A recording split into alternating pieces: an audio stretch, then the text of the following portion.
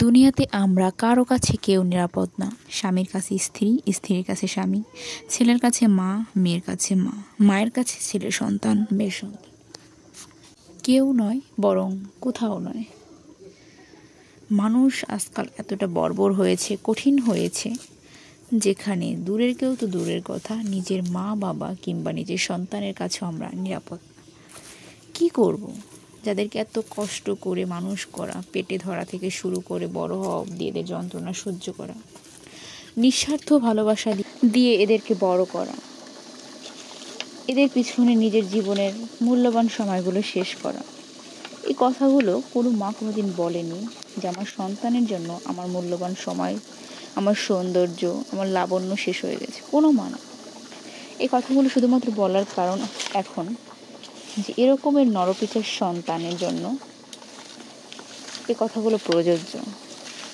আসলে মায়েদের নিঃস্বার্থ ভালোবাসা এরা কখনোই বুঝবে না। বাবা মার কষ্ট কখনোই বোঝে না, যতক্ষণ না নিজেরা ইনকাম করে, যতক্ষণ না নিজেদের হাত থেকে টাকা খরচ করার শিখে। মাকে মারার আগে একটাবার ওর বুকটা কাঁপলো না, একটাবার কষ্ট হলো না।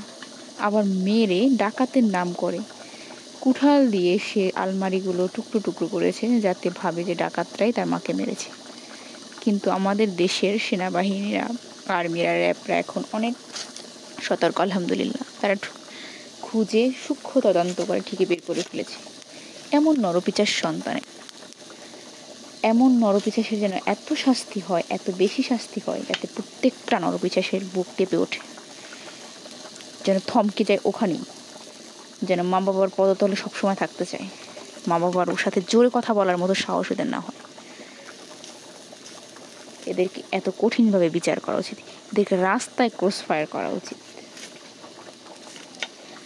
দুনিয়াতে এখন এত খুন খারাপি হচ্ছে, এত প্রতারণা হচ্ছে, এত খারাপ কিছু হচ্ছে, ভালো কোনো দিক নেই, ভালো দিকগুলো সব বিলীন হয়ে যাচ্ছে।